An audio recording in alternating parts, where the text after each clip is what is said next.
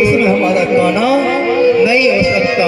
धीरे से पर्दा हटता है बंधुओं, उसमें से उद्धव जी निकलते हैं। उद्धव जी कहते हैं उन सखाओं से, जय श्री कृष्णा। उन सखाओं ने कहा, जय श्री कृष्णा।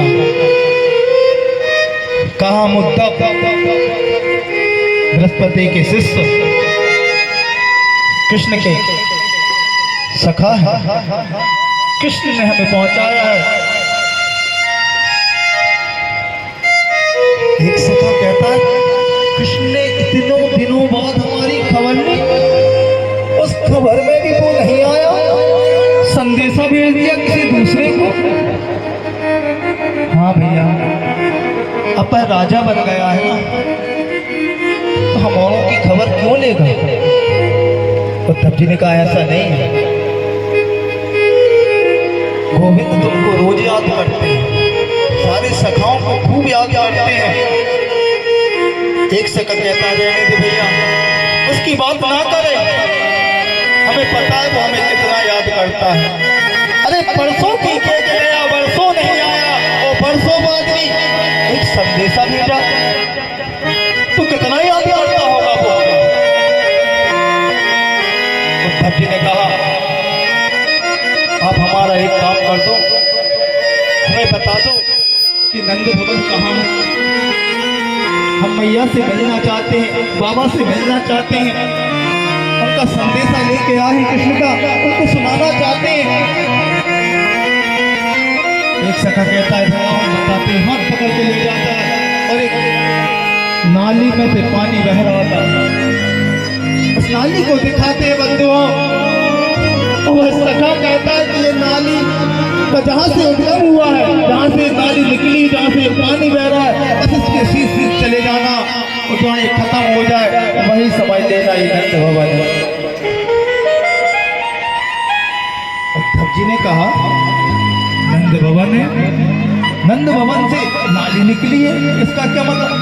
एक सेकंड का, उद्धव जी ये साधारण पानी नहीं है, तुम इसे नाली का पानी समझ रहे हो, भूल ये साधारण पानी नहीं है। जब से मेरे माधव, मेरे गोविंद यहाँ से गए हैं,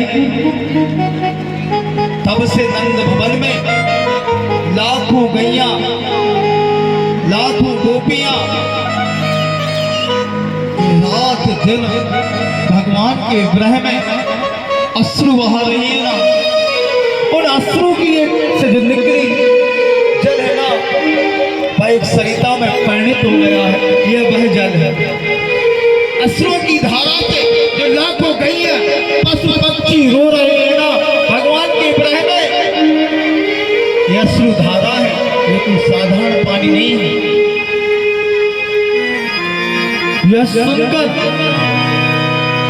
उद्धव जी आश्चर्य में पड़ गए। था सुना तो बहुत था, परंतु उससे ज्यादा पाया।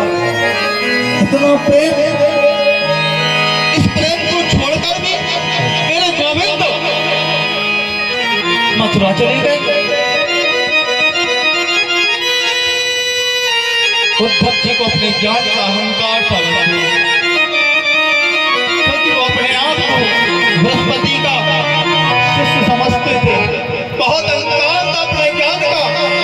परंतु छोटे छोटे गोपालों ने, छोटे छोटे ग्वालों ने उनका सारा का सारा अहंकार जो था वो धूमिल कर दिया। उद्धव जी आगे चलते हैं बंधुओं, आगे चले, नंद भवन पहुंचे। संध्या बेला थी, अंधेरा लग गया था। बाबा को आंखों से कमल दिखाई देने लगा, पैर से चला नहीं जाता था। बाबा बैठे बैठे पूजन में रखते। उद्धव ने आवाज लगाई, बाबा बाबा।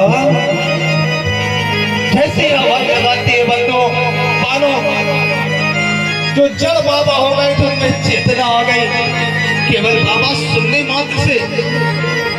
क्योंकि बाबा केवल कृष्ण कहते थे, मेरे गोविंद बाबा को बाबा बुलाते थे।